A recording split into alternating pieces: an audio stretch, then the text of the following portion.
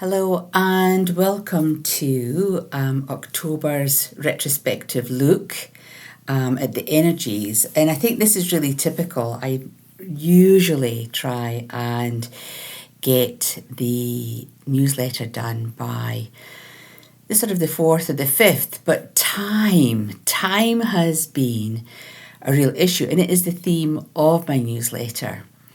As we say, time is of the essence, and it just felt like other things kept piling in, and we're up against tight deadlines, timelines, all sorts of things around time. And October, it almost felt like it folded in on itself, where I'd missed whole days and I caught up another day. It was just a really interesting time, I don't know how it's been for you guys, but for me, that has, I suppose, brought home the perspective of, well, what do we do with time? How do we measure our time? And where does our time go? We leak time on a very personal level, whether it's spending umpteen hours on our phones or our devices,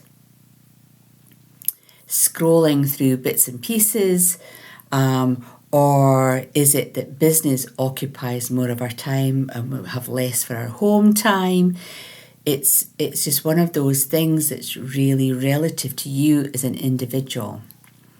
As I say, for me, it felt like time folded in on itself in October. I was really looking forward to a long month, but it felt like it was a 3-week month instead of a 5-week month. And so how did that affect me, I suppose, would be the question you may be asking. I think on a personal level, it made me feel a little bit vulnerable at times in terms of meeting deadlines, being able to fit in everything that I wanted to do, but finding that I didn't have enough time. So who imposed that process? Who imposed those deadlines? Who imposed those timelines? And I have to say it was me. So I've only got myself to blame, if that's the right word, for feeling under pressure or under the cosh, as we would say in Scotland. So what does that mean moving forward? I think for myself in particular, it's about sticking to my planned timeline. I gave up a lot of my time for other things or other people. And so therefore that then put my projects on the back burner. So I feel it's maybe about boundary setting and being really aware of your boundaries and not having your time usurped by other things. I think it's also really important with regards to time to allow ourselves just time to disconnect, time to put our tools down, just relax, be in a place of stillness or quietness. And that's definitely what I've managed to do coming into November. The pressures are still there, but I'm just dealing with them differently. But what has come up in November has all been about communication, and it's only day 10, so I'm recording this on the 10th of November. And how we communicate, how we get our message across as a team within our workplace, as a family within our families, with our friendships, etc. Communication, has been quite fractious in November so far, as I say, and it's only day 10. Is that because we've come through a period of compressed time and the end of the year is just there? It's only 8 weeks away or whatever it happens to be. Or is it that we're just really tired and we're at that stage where we're disconnecting or disengaging from people around us, from conversations, etc., because we're just so tired. We don't want to engage. We're tired of talking. We've been talking all year and I've got nothing left to say. So there's lots going on with communication right now, and I think that's really key for you to maybe tune into a little bit deeper for yourself. How are you communicating with your colleagues, communicating with your family, with yourself even? And is your message getting across? Because I just feel that the whole of November is going to be about communication on all levels. So a really interesting energy as we're moving forward. As always, it is really lovely to hear from you and get your feedback. And I think for many of you, September, October has been quite a high pressure process. And I am sort of prone to think it's because we're coming to that end of the year. And so the year is rushing towards us and we maybe haven't got everything done we thought we should have or we could have. So there's all of that going on. But there's also, on another level, which is very exciting, is the leap of faith. So people are making changes in their life. People are opening themselves up to new experiences, be it on a personal level, a business level, or a family level. And that has brought up a lot of hidden, I suppose hidden but deeply held anxiety or insecurities might be another word.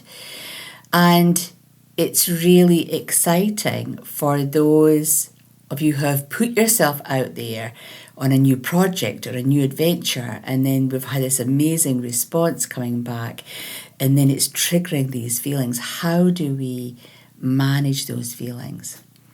In a conversation I had today with a Reiki teacher in training who is hosting her first overnight experiences, workshops or retreats, if we will. And we talked about that feeling where she felt just maybe a little bit surprised at the uptake of her offerings.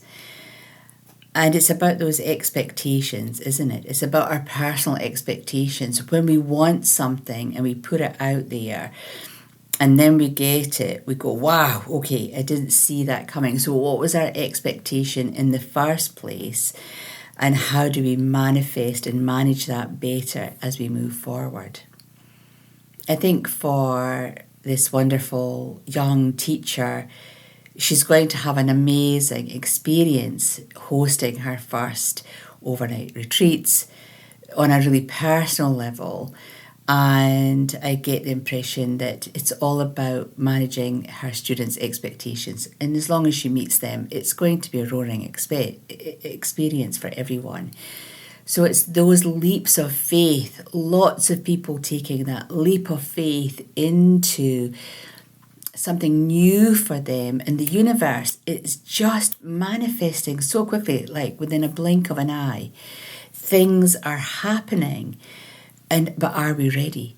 Are we ready? And that's that quickening coming in terms of having done lots of healing work, removed some of the baggage and the dogma from the past, and then we ask for something and boof, it just absolutely arrives.